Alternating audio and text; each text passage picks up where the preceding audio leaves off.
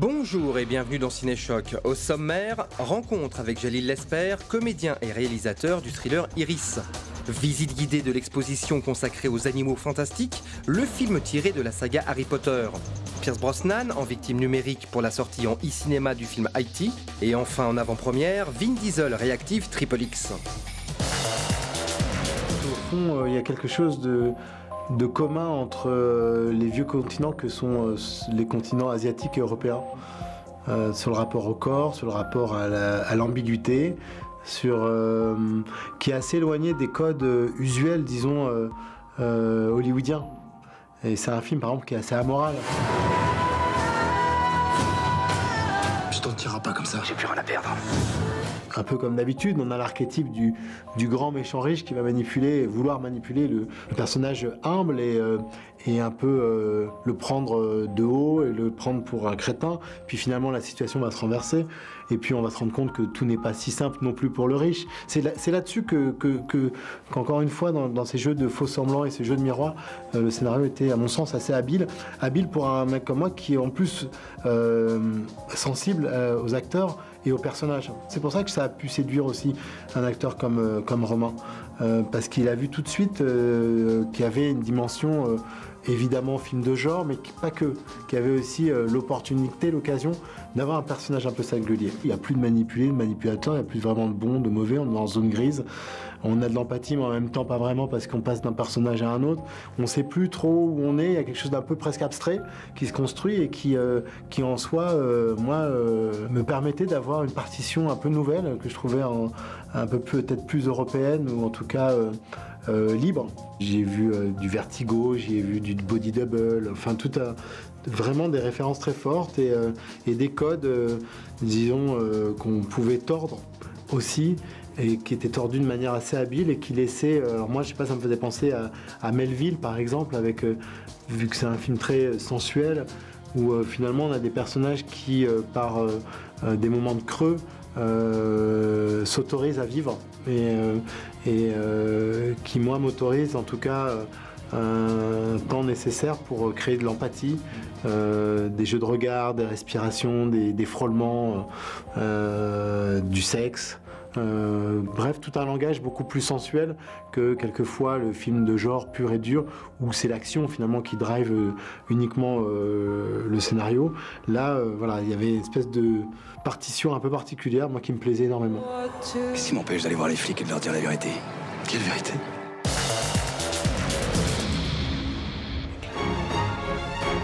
Un sorcier est arrivé hier à New York avec une valise. Une valise remplie de créatures magiques. Malheureusement, certaines se sont échappées. Fan d'Harry Potter, vous n'êtes certainement pas sans savoir que la nouvelle saga dérivée de l'œuvre de J.K. Rowling, Les Animaux Fantastiques, sort sur les grands écrans. Le premier épisode de cette nouvelle série, qui se passe cette fois à New York dans les années 20, est un tout nouveau terrain de jeu pour les designers et créateurs graphiques. Ces phénomènes étranges se multiplient en ville. Et ce sont deux de ces artistes auxquels la Galerie Art Ludique de Paris a décidé de rendre hommage à travers une exposition. Eduardo Lima et Mirafora Mina ont nourri Harry Potter et les animaux fantastiques de centaines de travaux discrets, mais qui crédibilisent toute l'imagerie de ce monde fantastique, par exemple ici, ou encore ici. Rendez-vous à la Galerie Art Ludique pour rencontrer ces créateurs graphiques qui vivent chez Harry Potter depuis 20 ans. Notre travail à nous, créateurs graphiques, c'est de concevoir tous les accessoires spécifiques que les acteurs devront tenir, mais aussi tous les éléments graphiques qui font partie du décor, que ce soit les affiches, les dessins sur les murs, les sols. Dans les animaux fantastiques, la signalétique a une grande place, notamment les panneaux dans les rues à l'extérieur. On les a conçus et un artisan les a fabriqués pour nous. Oui, on est chargé de tout ce qui est graphique, tout ce qui a trait aux mots, livres, journaux, cartes. Vous savez depuis 24 heures qu'un sorcier clandestin a lâché des animaux magiques en plein New York? Où est cet homme à présent? Même sur Harry Potter, on a toujours ancré notre travail dans la réalité. C'est après seulement qu'on va essayer de jouer avec le côté magique de cet univers. Mais au départ, on se base toujours sur des références authentiques. Par exemple, pour un journal, on regarde d'abord ce que serait sa mise en page dans la réalité. Et après, on va jouer avec la langue et imaginer une mise en page peut-être un peu différente. Oui, au début de la production, on a passé quelques jours à New York pour étudier les références. On est allé fouiller dans plusieurs archives et on est tombé sur une collection fantastique de choses que personne n'a vues depuis la fin de leur fabrication. C'était incroyable. C'était incroyable. Par exemple, on a vu plein d'étiquettes très belles. Des choses qui n'intéressent pas vraiment le grand public. Et puis, il y avait le problème de la langue. Oui, on partage la même langue, l'anglais, mais les Américains ne parlent pas comme nous. On ne voulait pas imposer notre usage de la langue à la production. On a préféré essayer, par exemple pour les posters publicitaires affichés dans les cinémas, on en a regardé plein. Et on a essayé de reprendre de la meilleure façon possible le style qu'ils employaient à l'époque pour promouvoir les films. On n'était pas encore pleinement conscient, quand on a fini de travailler sur la saga des Harry Potter, de l'importance de ces éléments pour les fans. C'est passionnant de les rencontrer et d'en discuter avec eux, de pouvoir leur montrer des choses qu'ils n'ont vues qu'un court instant. Ce sont des petits détails visuels dans le film, mais en l'occurrence, l'univers visuel était très important.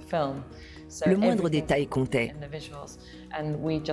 On a contribué à construire l'identité visuelle de cette histoire, et c'était un énorme défi créatif pour nous. Et c'est ce qui nous a séduits. Et puis, il faut voir que les fans de la saga Harry Potter ont déjà imaginé dans leur tête la carte du maraudeur, la gazette du sorcier, en lisant les livres. Alors le fait de les voir devant eux recréés, je crois que ça leur fait quelque chose. Ça leur parle, je pense. Je veux devenir un sorcier.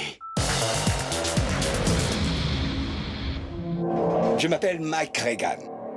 Je dirige cette entreprise. Laissez-moi vous montrer le futur. L'ex-James Bond Pierce Brosnan se retrouve dans Haïti de John Moore, un thriller en sortie e-cinéma. Le comédien incarne un puissant homme d'affaires qui engage un informaticien de génie pour les besoins de son entreprise. Malheureusement, le jeune homme prodige va se révéler très parasite et carrément nuisible lorsque le patron va le mettre à la porte pour excès de zèle. J'ai une mauvaise nouvelle. On a été piraté. Haïti pourrait être une version film d'exploitation du Snowden d'Oliver Stone sur les dangers de nos sociétés ultra connectées. Dans le cas présent, Pierce Brosnan va apprendre à ses dépens comment le 21e siècle a définitivement détruit la notion de vie privée. Mon personnage s'appelle Mike Regan. Il a face à lui le personnage d'Ed Porter, un jeune qui l'admire et qui le voit un peu comme un père. Il essaie d'oublier un instant ses manières pompeuses et son égocentrisme pour devenir une sorte de figure paternelle pour ce jeune homme. Il ne pensait pas vendre son âme au diable en faisant ça, mais au final, c'est ce qu'il fait. Il n'est pas vigilant et il lui ouvre sa porte. Mais évidemment, il va vite vouloir le faire sortir de sa vie. Et il le fait de façon abrupte. Il lui claque la porte au nez et c'est ce qui va faire perdre le contrôle à ce jeune homme.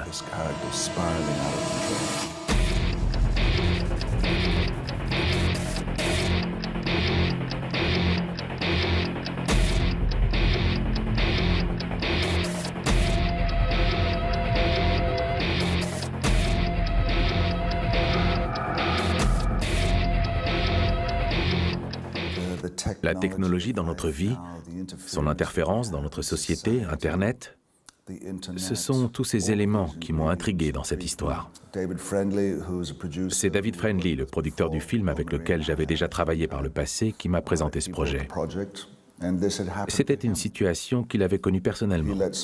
Il avait laissé entrer quelqu'un dans sa vie, un spécialiste en informatique, et cette personne a ruiné sa vie. Mon personnage se sent très coupable d'avoir laissé cet homme entrer dans sa vie parce qu'il ne se contente pas de ruiner son entreprise, il s'attaque à sa femme et à sa fille, tout ce qui est fondamental à sa vie.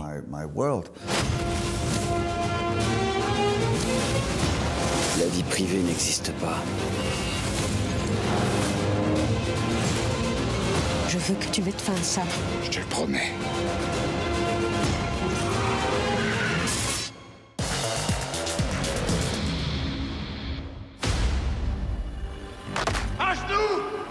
Vous avez 3 secondes pour obtempérer. 1, 2, 3. Si vous vouliez que je revienne, suffisait de me le demander. À la recherche d'une franchise juteuse, en plus de Fast and Furious, Vin Diesel réactive Triple X, son film à succès du début des années 2000. On retrouvera donc l'agent le plus stylé de la planète, enfin question de goût, dès le mois de janvier 2017. Ciao et à la semaine prochaine. Agissez en patriote. Il n'y a plus de patriotes, que des rebelles et des tyrans. Et vous êtes qui? Moi, je suis Triple X. Je vous présente votre équipe de soutien. Tiens, voilà le buveur de Red Bull. J'ai pas envie d'avoir des tocards pour me couvrir. Alors qu'est-ce que vous voulez? Je veux du lourd, de l'extrême et du complètement taré. Faux devant. Ça, c'est une équipe avec laquelle je peux bosser. C'est parti.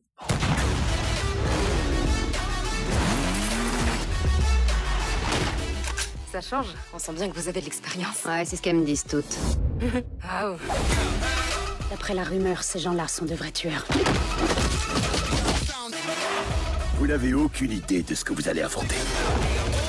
Je sais pas ce que tu cherches, mais je sais comment te calmer. Alors j'aurai pas droit au petit-déj au lit.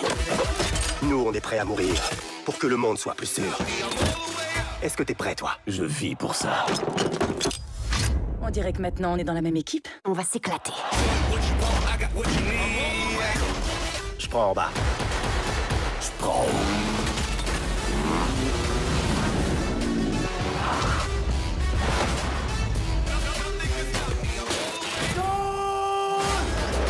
C'est pas compliqué. Explosez-le. Chopez la fille.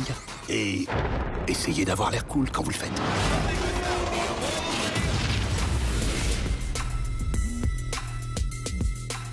Qu'est-ce que c'est bon de revenir.